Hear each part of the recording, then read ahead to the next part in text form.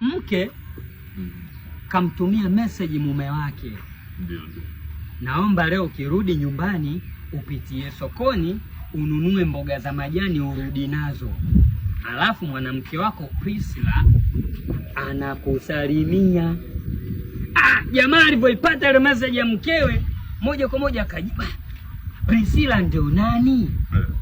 Mke akajibu message tena akamwambia, hakuna mtu anaitwa Priscilla, ila tu nilikuwa nataka kuhakikisha kwamba message yangu imekufikia.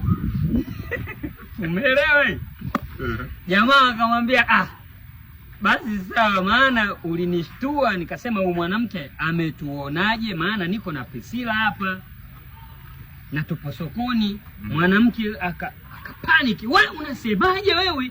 Kachukua boda kawai mpaka sokoni anawatafuta, akamtumia message mko upande gani, mbona hapa sokoni siwaoni? Mume akamjibu akamwambia, sipo na Priscilla wala simjui huyo Priscilla, ile kwa kuwa umeshafika sokoni nunua wewe hizo mboga za majani urudi nazo nyumbani.